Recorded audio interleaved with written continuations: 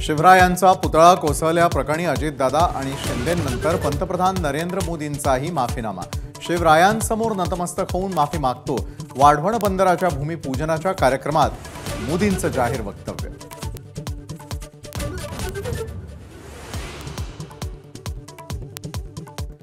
पुतळा कोसळल्याप्रकरणी महाराष्ट्र माफ करणार नाही। मोदींच्या माफीवर विरोधकांची प्रतिक्रिया।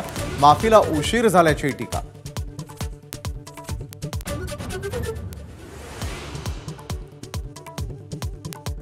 पंतप्रधान मोदींच्या हस्ते पालघरमध्ये वाढवण बंदराचं भूमिपूजन। 2019 मधील सरकारने या बंदराला विरोध केला।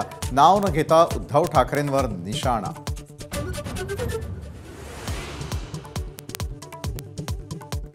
बंदराच्या रिक्लेमेन्शन सारखं या ठिकाणी विमानतळासाठीही रिक्लेमेन्शन करावं। मुंबईतील तिसरं विमानतळ पालघरमध्ये उभारावं। देवेंद्र फडणवीसांची मोदींकडे मागणी।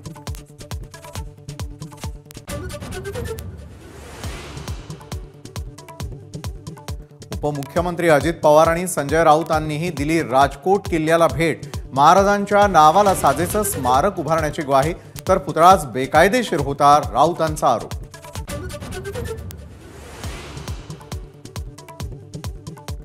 राजकोट किल्ल्यावर शिवरायांच्या पुतळा नव्यानं उभारण्यासाठी राज्य सरकारकडून समिती गठीत।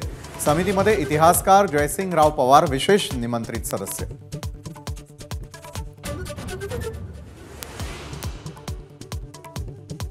देगलूरचे माजी आमदार जितेश अंतापूरकर यांचा फडणवीसांच्या उपस्थितीमध्ये भाजपत प्रवेश। काल काँग्रेसमधून निलंबन झाल्यावर अंतापूरकर आज भाजपवासी।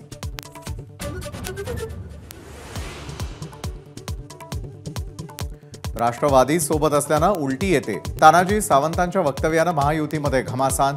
तानाजी सावंतांना विचारून महायुतीमध्ये सहभागी झालो नाही, सुनील तटकरेंचा पलटवार।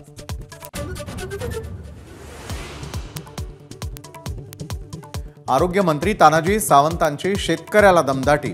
चांगल्या कामात मिठाचा खडा टाकण्याचा प्रयत्न। शेतकऱ्याच्या प्रश्नावर सावंतांचा आरोप। धाराशिवच्या कोठावळा पिंपळगावमधील प्रकार।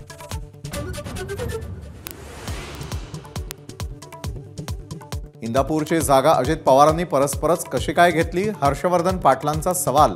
भाजपनं आपल्या अनुभवाचा उपयोग करून घेतला नसल्याची व्यक्त केली खतखत।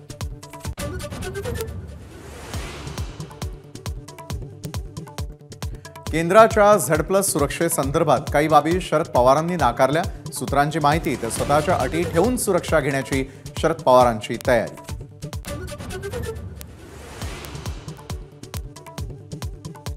पीओपीच्या गणेश मूर्तींवर तुर्तास बंदी नाही। मुंबई हायकोर्टाकडून मोठा दिलासा। मात्र येत्या काळात काटेकोरपणे पालन करा, गणेश मंडळांना कोर्टाची सूचना।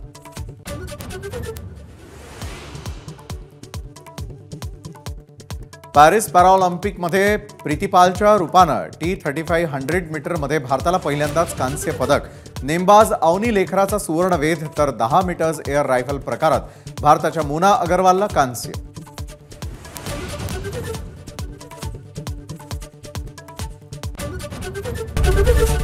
एबीपी माझा, उघडा डोळे बघा नीट।